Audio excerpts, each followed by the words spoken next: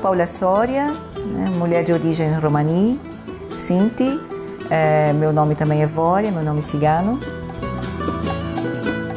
Eu sou Lucimara Cavalcante, uma mulher cigana da etnia Calderache, do povo Rom.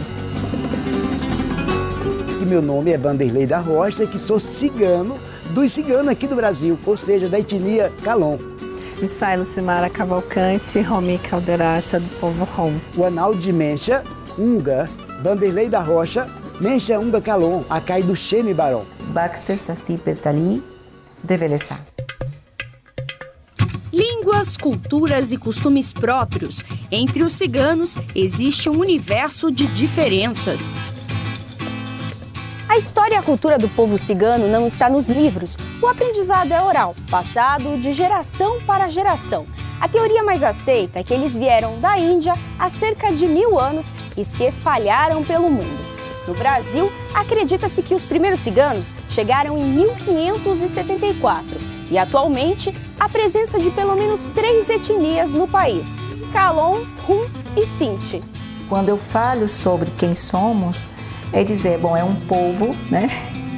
Um povo, efetivamente um povo, isso é muito importante, porque durante muito tempo se quis estigmatizar o grupo como se não fosse um povo realmente, com uma origem comum, com uma tradição comum, e sim um amontoado de pessoas desviantes que não queriam seguir determinada linha do sistema, determinadas regras e normas. Os Runs brasileiros vieram da Romênia, da Turquia e da Grécia. Os Calons da Espanha e de Portugal. E os Sintis chegaram no país vindos da Alemanha e da França, principalmente após a Primeira e Segunda Guerra Mundial. Estima-se que há em torno de 500 mil de ciganos no Brasil.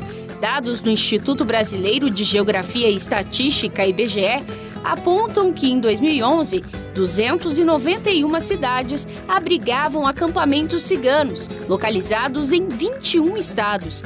A maior concentração de acampamentos ciganos está em Minas Gerais, com 58, Bahia, com 53 e Goiás, com 38. Nós precisamos saber, né, a força da nossa população cigana. Nós precisamos saber onde eles estão para articular as políticas públicas conforme a localização geográfica. Nós precisamos saber quais são as suas inquietações, quais são as faixas etárias, quais são os níveis de educação, quais são os níveis de renda. Quanto mais bem mapeado isso, talvez mais efetiva possa ser a nossa atuação em prol dos direitos das comunidades ciganas.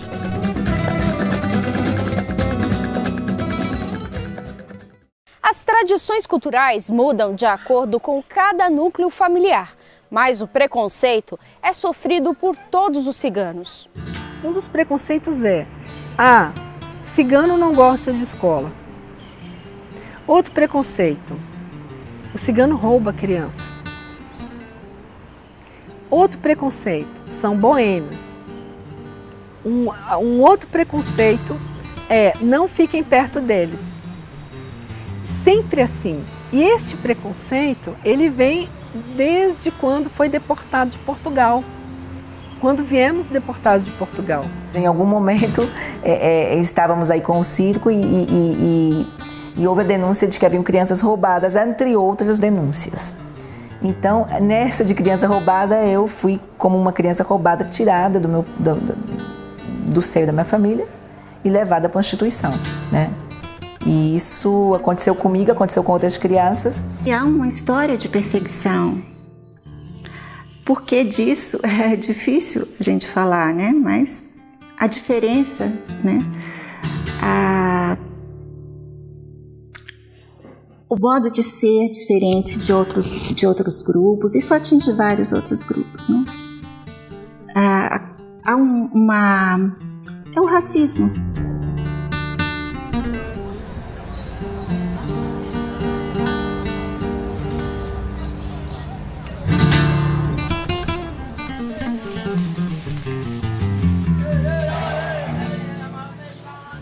Os cerca de 450 ciganos que moram na cidade de Sousa, no interior da Paraíba, não tinham acesso à escola, não recebiam entregas de correio, nem tinham coletado lixo produzido no acampamento. No estado, o preconceito também é forte. E teve uma vez que veio 250 homens da polícia militar para dentro das comunidades, até as panelas que tinha no fogo, eles apiaram e olhavam o que era que tinha dentro, atrás de droga e de arma. E graças a Deus, logo aqui na nossa comunidade, graças a Deus, meu Deus, eu dou graças a Deus todo dia, não existe. Aliado do povo cigano, o Ministério Público Federal trabalha para melhorar as condições de vida das comunidades e para combater a discriminação. Eu, quando comecei a trabalhar com os ciganos, por exemplo, em 91, eu assinava uma declaração pública dizendo: declaro que conheço o cigano fulano de tal e afirmo que, nos termos da Constituição, ele tem o direito a livremente circular com suas pessoas e seus bens, não ser incomodado, não ser preso, senão em prisão em flagrante delito ou pela ordem fundamentada de autoridade competente, sendo que, se por alguma razão for preso, molestado ou constrangido por uma autoridade policial, isso é um crime de abuso de autoridade ou constrangimento ilegal. Qualquer dúvida, telefone para fulano de tal, Luciano Marimai, no telefone número tal. E isso, o cigano, então, tinha alguém em concreto que ia ouvir a queixa dele e agir em defesa dele.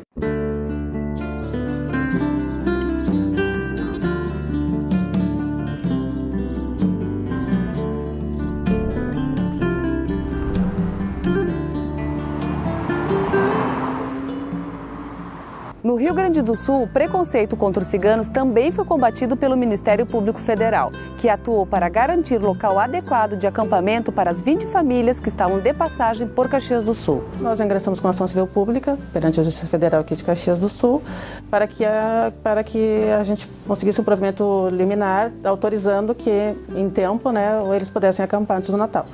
Mas, infelizmente, também não obtivemos êxito.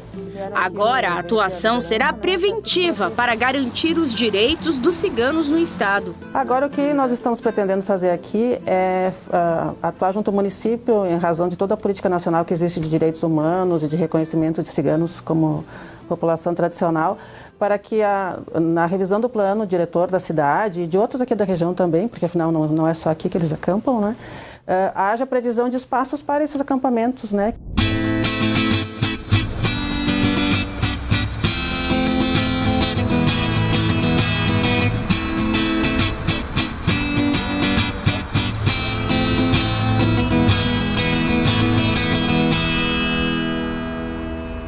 Esses ciganos Calon são de Brasília e aqui as mulheres também colaboram. Além de cuidarem da casa e dos filhos, vendem panos de prato nas ruas, trabalho que sentem orgulho, mas muitas vezes não é compreendido pelas pessoas.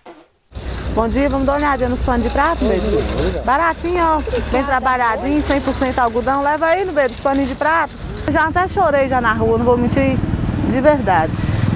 Já chorei já na rua, porque tem pessoa que não entende, Vê a gente ali vendendo os panos de prato, não entende da vida da gente e já vai falando o que eles querem. Já me chatearam muito, já chorei na rua, não foi uma vez nem duas, não. A falta de endereço fixo e documentos dificulta o acesso dos ciganos a empregos formais e políticas públicas e sociais.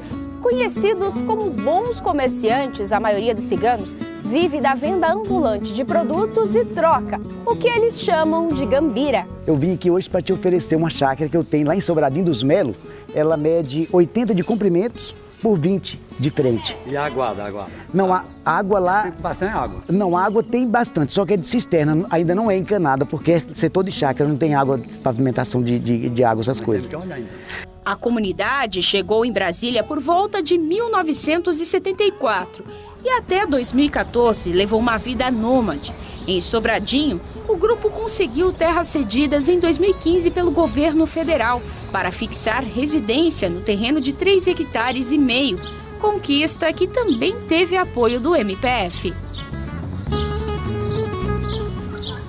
Nós soubemos através da comunidade da dificuldade que eles têm de encontrar um local para se fixar. No caso, era uma comunidade que queria se fixar no Distrito Federal, com um histórico de nomadismo, de expulsões dos locais onde eles habitavam, e pleiteamos junto à União e o Distrito Federal que fosse indicado um local onde eles poderiam se fixar, né? E fomos bem-sucedidos nisso. Eles são um grupo, uma coletividade. Daí porque o reconhecimento de um local para eles viverem, de um território, é importante. Significa que se tem uma noção do que é para eles morar, né? O objetivo dessa terra foi para que daqui tivesse um porto seguro para os ciganos no Brasil e no mundo. Assim como uma FUNAI para os indígenas. Que aqui fosse construído, que seja construído, que é o sonho que temos, até já temos algumas emendas parlamentares já bem adiantada para que seja distribuída aqui ou construído aqui exatamente o primeiro centro de resgate da cultura e tradições dos povos ciganos do Brasil e também do mundo.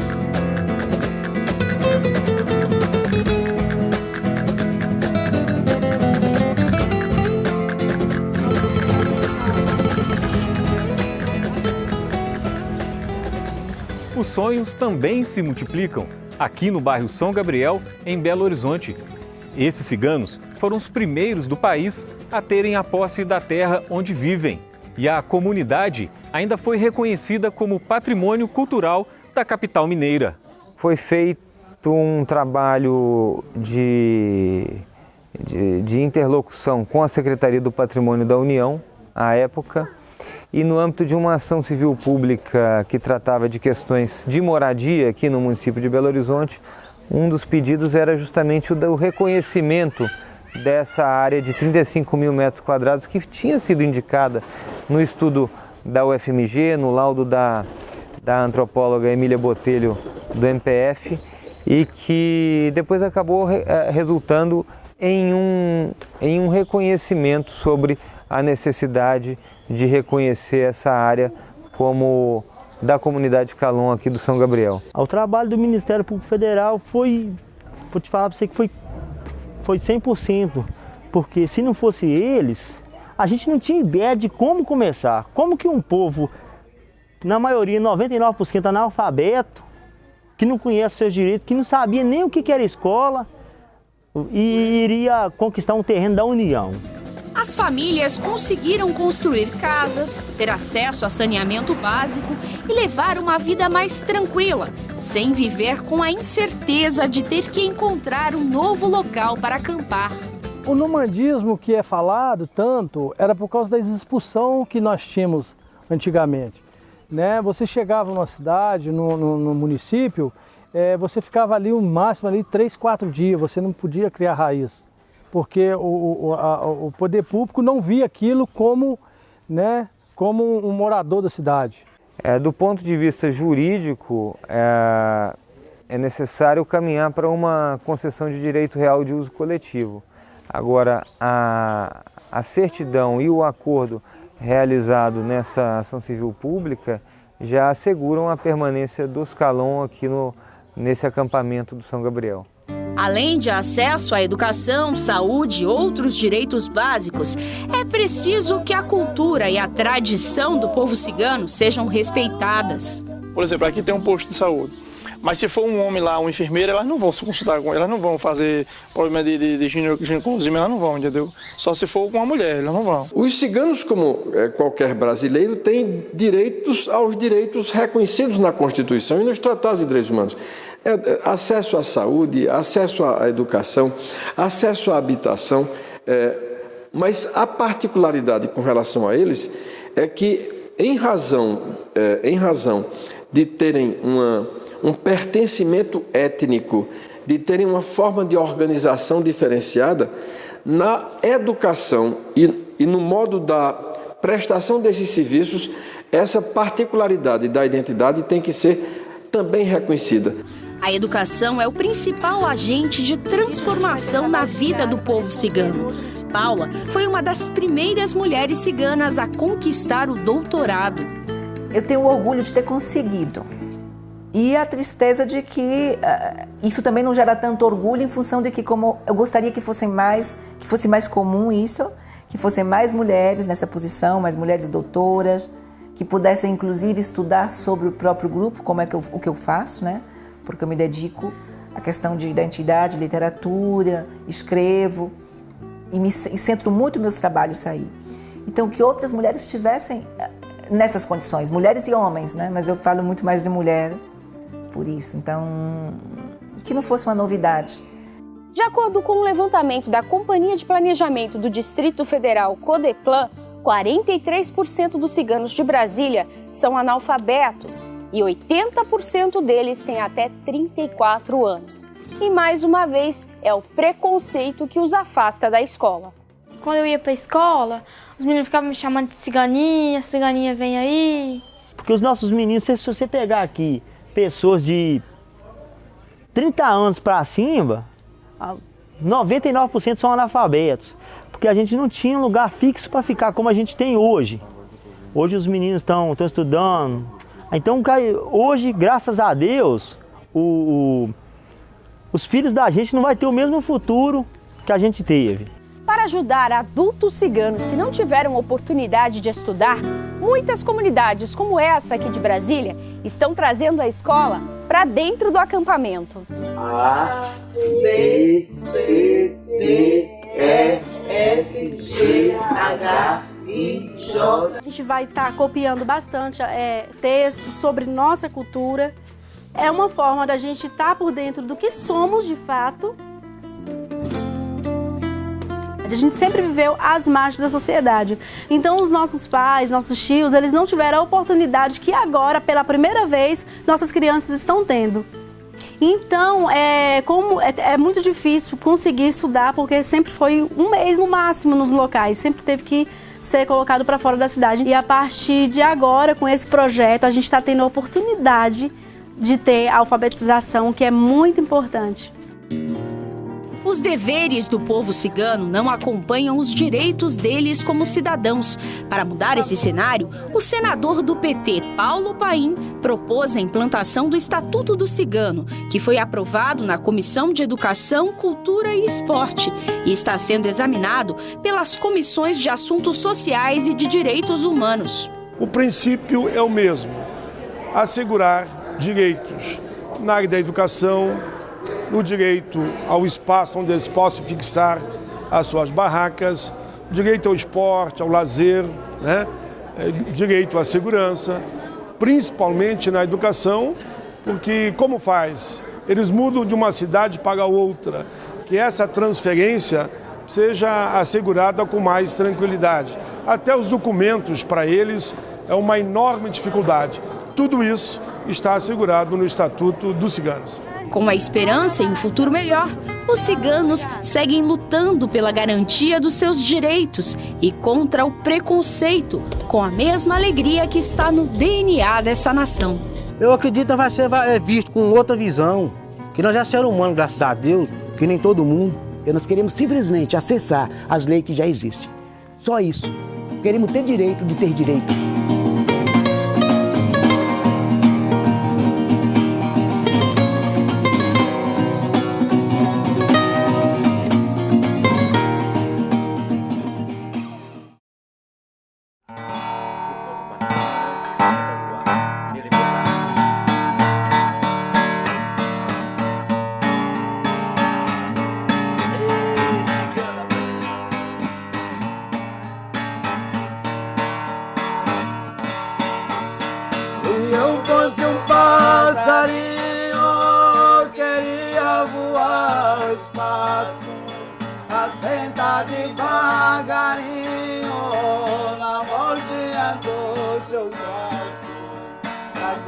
Do seu carinho, aliviar a dor que passo.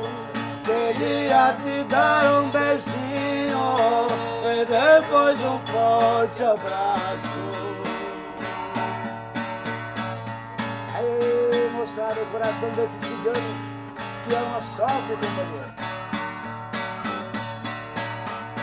Você partiu e me deixou numa negra ansiedade, sofrendo tanta amargura e chorando de saudade. Coração sofre bastante pra dizer mesmo a verdade. Para mim já não existe a tal da felicidade.